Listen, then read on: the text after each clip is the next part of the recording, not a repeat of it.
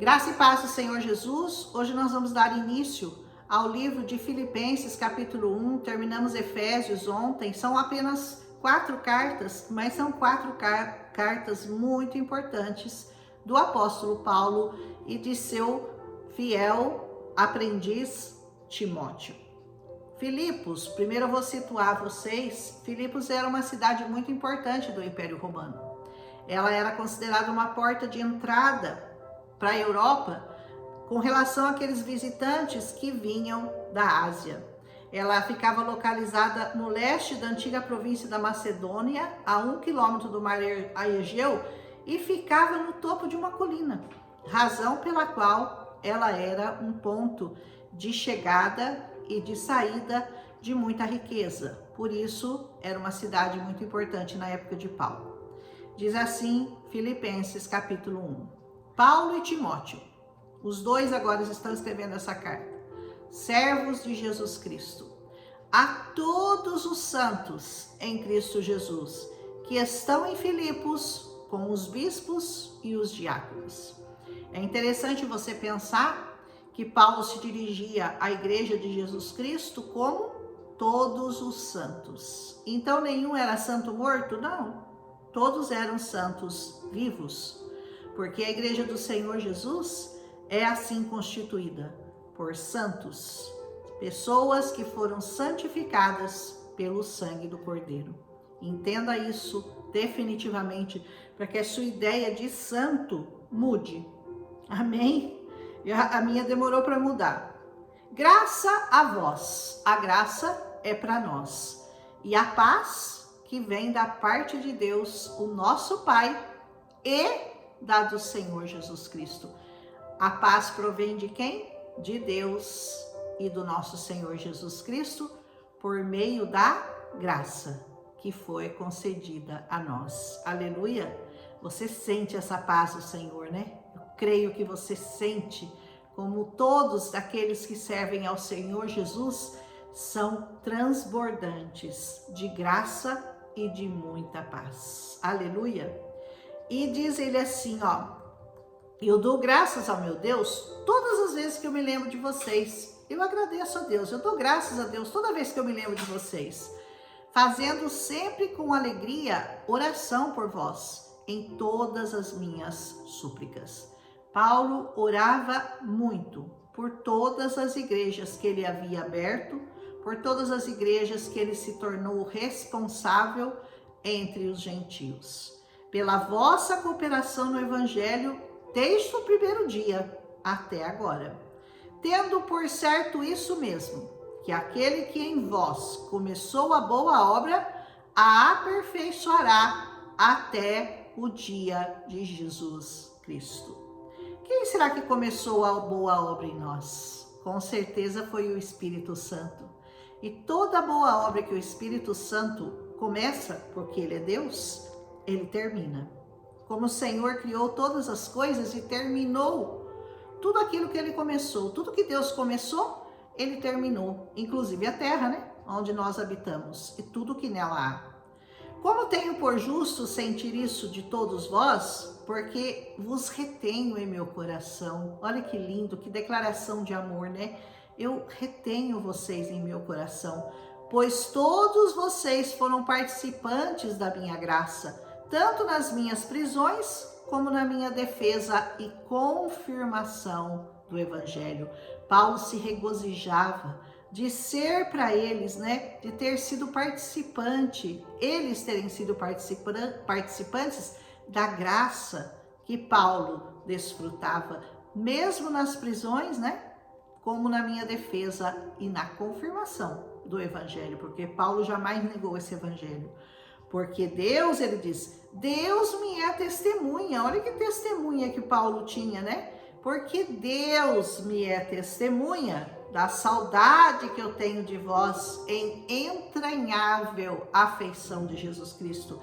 Essa afeição, ela não é uma afeição qualquer, ela é uma afeição de entranhas, é de lá de dentro, é do fundo do seu ser.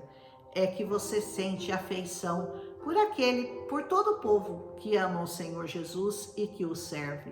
E eu peço isso que o vosso amor cresça mais e mais em ciência e em todo conhecimento. A oração de Paulo por eles, né? Que o amor de vocês cresça em ciência e em todo conhecimento, para que aproveis as coisas excelentes, para que sejais sinceros e sem escândalo algum, até o dia de Cristo.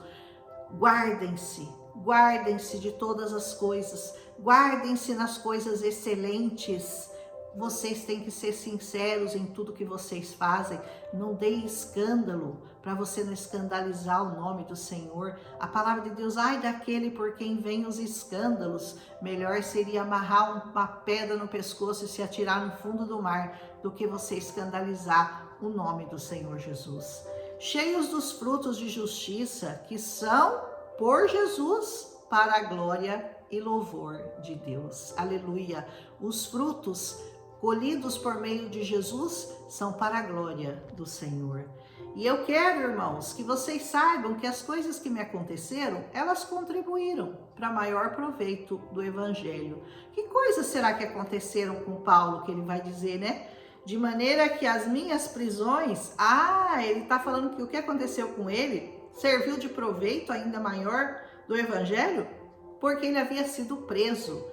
Em Cristo foram manifestas, todo mundo ficou sabendo que eu fui aprisionado, e todo mundo comentou sobre isso, e todo mundo falou disso, e com isso o Evangelho foi sendo difundido. Quanto mais batiam, mais o Evangelho crescia. Quanto mais perseguiam, maior era a curiosidade em saber quem era aquilo, que movimento era aquele que fazia com que as pessoas dessem de bom grado a sua própria vida em favor do Evangelho. Quanto mais ele apanhava, mais o Evangelho crescia.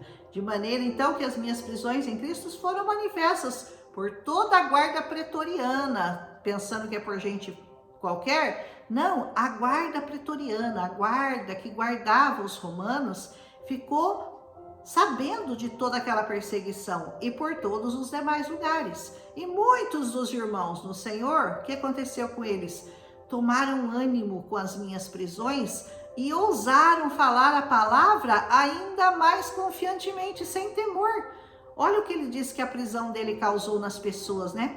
As pessoas que ficaram sabendo das minhas perseguições, das minhas prisões, elas ganharam mais ânimo. Ainda não falei, quanto mais bate, mais cresce.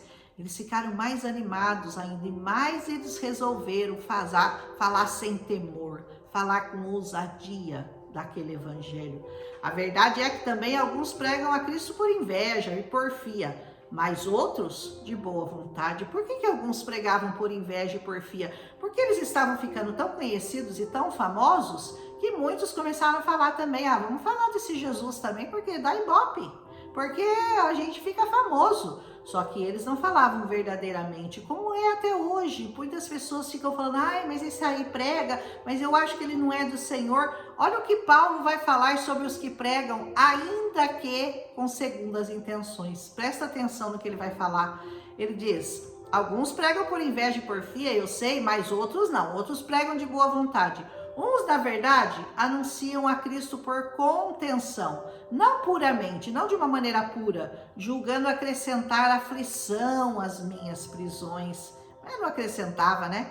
Mas outros não. Outros faziam isso por amor, sabendo que eu fui posto para isso. Para quê? Para a defesa do Evangelho.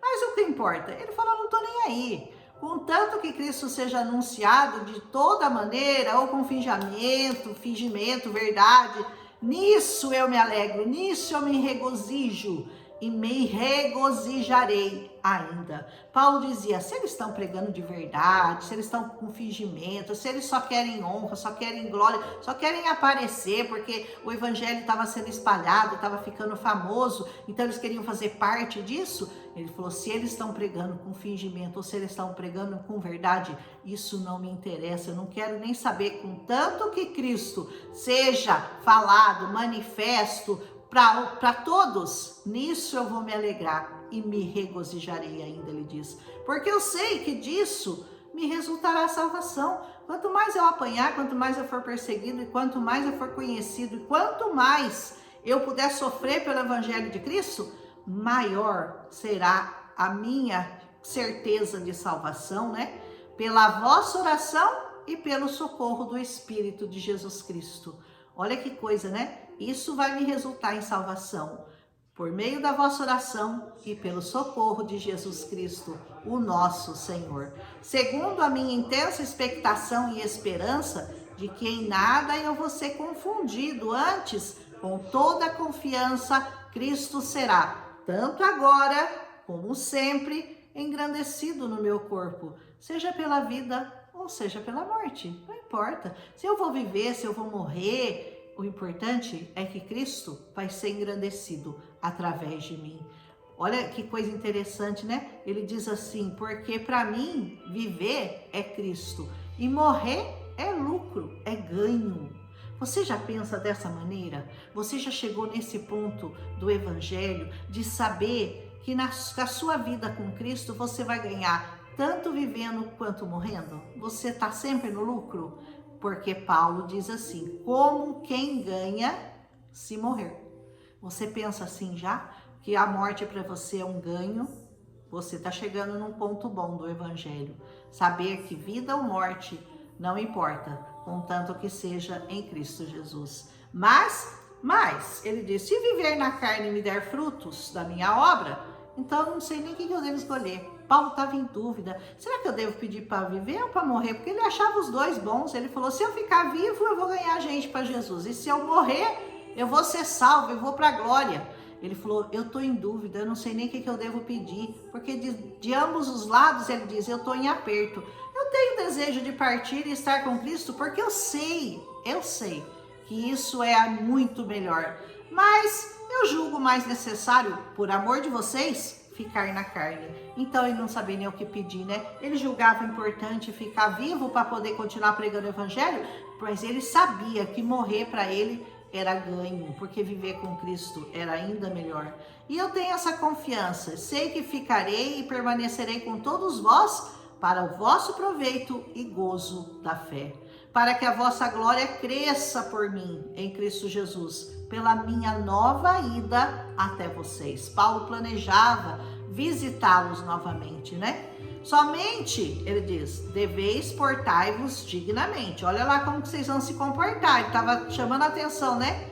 Conforme o evangelho de Cristo, para que eu vá e vos veja, que quer ausente ou quer presente, acerca de vós eu ouça que vocês estão no mesmo espírito, combatendo juntamente com o mesmo ânimo e fé no evangelho. É só isso que Paulo esperava. Ele esperava ouvir que eles estavam realmente combatendo o bom combate, que eles estavam firmes naquilo que eles haviam sido instruídos e haviam recebido de Paulo. Então ele diz, quer perto, quer longe, eu espero que vocês estejam aí, firmados na rocha, vivendo o evangelho segundo aquilo que eu vos ensinei. E em nada vos espanteis dos que resistem. Não liga não, sabe esses que resistem ao evangelho?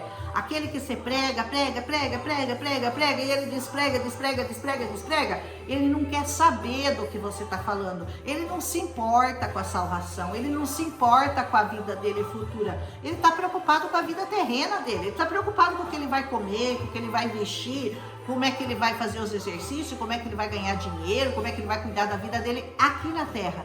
Eles resistem ao evangelho. Ele falou, ó, nem se espante com isso, com os que resistem, porque para eles, na verdade, isso é o início, só o começo da perdição. Mas para vocês, isso é salvação, e isso é de Deus. Então não se preocupa com aqueles que resistem ao evangelho, com aqueles que resistem a servir ao Senhor. Sirva você, sirva de todo o coração, sirva com toda a sinceridade aquele ministério que te foi confiado, porque a vós foi concedido em relação a Cristo, não somente crer nele, mas também padecer por ele. Olha que honra foi concedida a você. Ele diz, isso foi concedido a você, essa honra, a de padecer pelo Senhor Jesus, tendo o mesmo combate que já em mim tendes visto e agora ouvis estar em mim. Vocês são muito beneficiados, vocês foram honrados com essa glória de poder servir ao Senhor Jesus. Aleluia! É muito lindo, né, gente? Eu fico assim, muito empolgada quando eu leio um capítulo desse, tão cheio de revelação, tão cheio de emoção, tão cheio de um sentimento puro com relação ao Evangelho. Que isso nasça em você, que isso floresça em você, que isso seja verdadeiramente o seu único pensamento, a sua maior motivação, seja pregar o Evangelho de Cristo Jesus. Vale a pena viver e morrer pelo Evangelho, porque isso para você é salvação. Para os que resistem, é perdição. Lamentamos por eles, né? Mas nos alegramos por nós, aqueles que cremos e nós que servimos ao Senhor. Um abraço em Cristo Jesus. Amanhã nós vamos continuar com Filipenses capítulo 2. São só 4 capítulos, vai ser rapidinho o livro de Filipenses também. Daqui para frente todos os livros são curtos, exceto Hebreus, que deve ter 13. Os demais são 4, 6, 2, 3, são curtos os capítulos, mas todos profundos, hein? Todos muito profundos. Um abraço em Cristo Jesus e até amanhã com Filipenses capítulo 2.